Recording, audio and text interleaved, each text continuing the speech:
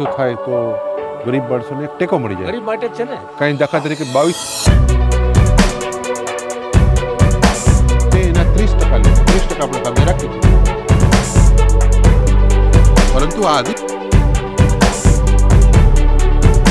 હવે આ નાના માણસો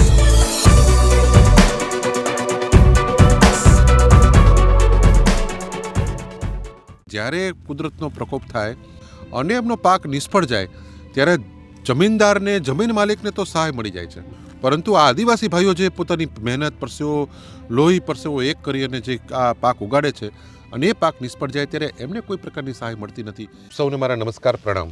આજે ઘણા સમયે હું મારા પોતાના જ ખેતરમાં જ આવેલો છું અહીંયા, અને અહીં મારા જ ખેતરની અંદર કામ કરતા અમારા ખેત મજૂરોને મુલાકાત આજે મેં કરી છે. પ્રશ્ન એવો ઉપસ્થિત થયો કે ઘણા સમયથી અમુક આદિવાસી ભાઈઓ મારા ઓફિસે વારંવાર આવતા હતા અને એમણે જે મુદ્દાની રજૂઆત કરી એ મુદ્દો ખરેખર ગુજરાત માટે અને સમગ્ર ભારત માટે પણ ખૂબ મહત્ત્વનો મુદ્દો છે કે એક તરફ બે પ્રકારના ખેડૂતો છે. એક તરફ જમીન માલિકો છે જેની પાસે ખેતીની જમીન છે, અને બીજી તરફ એ ખેતીની જમીન ઉપર નપતા ખેત મજૂરો છે કે જે એ ખેતી ભાગે પોતે વાવવા રાખે છે, પછી એ 30%ના ભાગે હોય કે પછી 25%ના ભાગે એ ખેતી વાવવા રાખે, અને બધું જ મજૂરી કામ આ ખેત મજૂરોને કરવાનું છે. ત્યાં દિવસ રાત એમને ત્યાં પોતાના પરિવાર સાથે, બાળકો સાથે બધા ત્યાં જ રહેતા હોય છે. ત્યાં રહી અને પછી તે લોકો ખેતી કામ કરે અને આખરે જ્યારે પાક પૂરો થાય, નીપજ આવે, એ નિપજના એ લોકોનો ત્રીજો ભાગ અથવા જે પ્રમાણે નક્કી કર્યું હોય એ પ્રમાણે 30% જેવી રકમ એમને મળતી હોય છે. પરંતુ જ્યારે કુદરતી આફત આવે, કુદરતનો પ્રકોપ આપણી ઉપર પડ્યો હોય, વરસાદ ખેંચાઈ ગયો હોય, દુષ્કાળની પરિસ્થિતિ હોય, પૂર રાહતની પરિસ્થિતિ ભયંકર થઈ હોય, અતિવૃષ્ટિ થઈ હોય, કમોસમી વરસાદ થયો હોય કે પછી વાવાઝોડાની પરિસ્થિતિ થઈ હોય, ત્યારે આ ખેતરો ઉપર સૌથી પહેલી એની તરાપ પડતી હોય છે અને ખેતીના પાકો એ નિષ્ફળ જતા હોય છે. અને એવા સંજોગોની અંદર વારંવાર આ ખેડૂતોની વહારે સરકાર આવતી હોય છે. સરકાર પણ એમને ક્યારેક ને ક્યારેક કોંગ્રેસ પક્ષ દ્વારા એના આંદોલનો થતા હોય, રેલી ધરણા થતા હોય, અમે આવેદનપત્રો આપતા હોય, વિધાનસભાની અંદર એની અમે રજૂઆત કરતા હોય, ત્યારે સરકારને આખરે એમને એ વળતર ચૂકવવાની ફરજ પડતી હોય છે. અને એક SDRFની જે યોજના છે એ યોજના માટે એમને હેક્ટર દીઠ 22,000 રૂપિયા જેવી રકમ એમને ફાળવતા હોય છે. ત્યારે સવાલ એ થાય છે કે અમારા જેવા દાખલા તરીકે હું પણ પોતે ખેડૂત છું, તો મને 22,000 રૂપિયા મળી જાય છે, પણ મારા ખેતરની અંદર જે કામ કરતા ખેત મજૂરનું તો મેં ક્યારે વિચાર કરતા નથી. એમ લાગે છે 22,000 તો મારા પોતાના જ છે. બધા જ ખેડૂતો સક્ષમ હોતા નથી. મોટાભાગના ઘણા બધા ખેડૂતો ગરીબ ખેડૂતો પણ હોય છે, પણ આ ગરીબ ખેડૂતોએ પોતે અંદર બીજની અંદર, બિયારણની અંદર રોકાણ કર્યું હોય, દવા ખાતરની અંદર રોકાણ કર્યું હોય, પાણી માટેનું રોકાણ થયું, જમીનની પણ કિંમત હોય, એટલે નુકસાનીનું વળતર એને તો મળવું જ જોઈએ, એમાં કોઈ જ પ્રશ્ન નથી.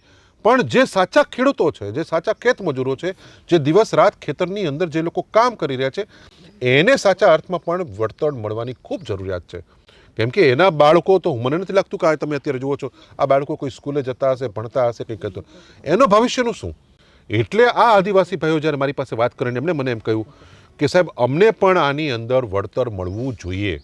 એ 30% લેખે જો અમે ખેતર રાખ્યું હોય તો 30%નો હિસ્સો એ અમને પણ સરકારે નુકસાની પેટે આપવો જોઈએ, અને સરકારે આ માટે તાત્કાલિક એક કાયદો બનાવી અને આ ખેત મજૂરોના ભવિષ્યને સુનિશ્ચિત કરવું પડે કે જ્યારે કુદરતી પ્રકોપ થાય, જ્યારે કુદરતી આફત આવે, ત્યારે જ્યારે આપણે ખેડૂતોને એટલે કે જમીન માલિકોને એટલે કે જમીનદારોને આપણે જે વળતર ચૂકવીએ છીએ એ જ પ્રમાણે સાચા ગરીબ, પીડિત, શોષિત આવા ખેત મજૂરોને પણ એનું વળતર આપણે મળવું જ જોઈએ.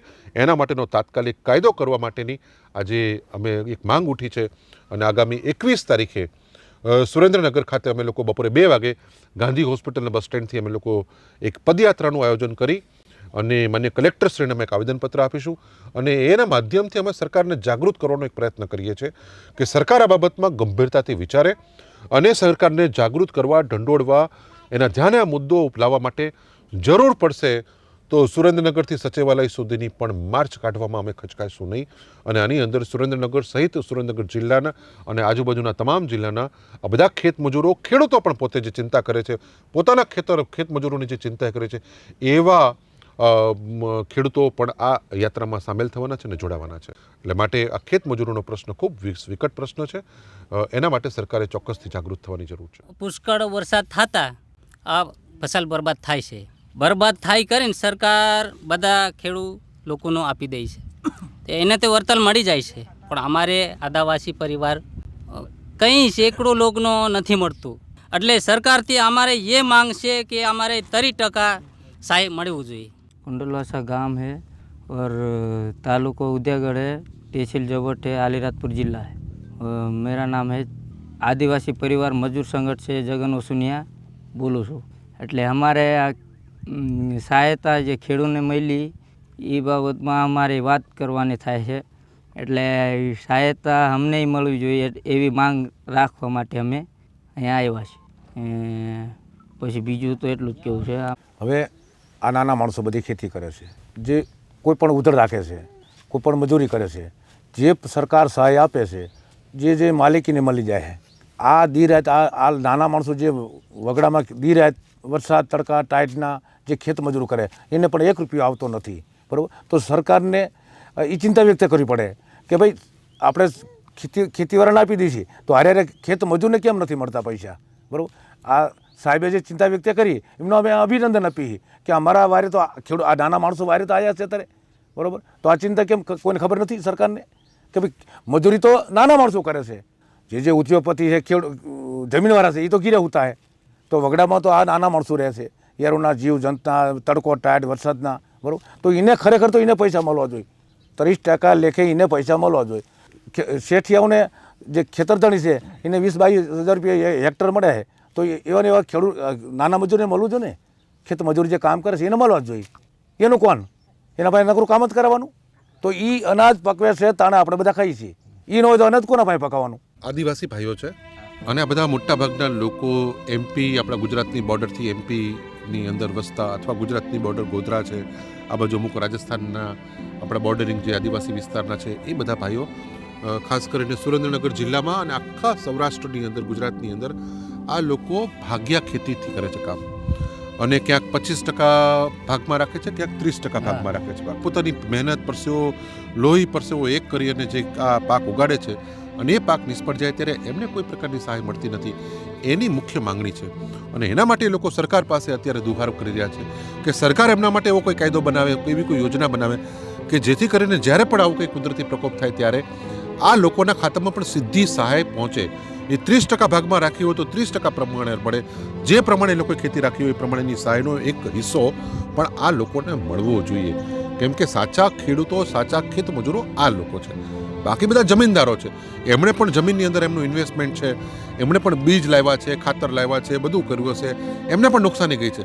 તો સરકાર એમને તો નુકસાની ચૂકવે જ છે, પણ એ જમીનદારોને જ્યારે નુકસાની ચૂકવે છે એની સાથે સાથે આ આદિવાસી ભાઈઓને કે પછી દલિત સમાજના હોય કે પછી માલધારી સમાજના હોય, દેવી પૂજક હોય, વાદી સમાજ છે કે પછી ઠાકોર કોળી સમાજ છે, આ બધા સમાજો જે ભાગ્યા તરીકે જે ખેતર રાખે છે એને કોઈ પ્રકારનું વળતર ચૂકવવામાં આવતું નથી, એને કોઈ પ્રકારની નુકસાની ચૂકવવામાં આવતી હતી.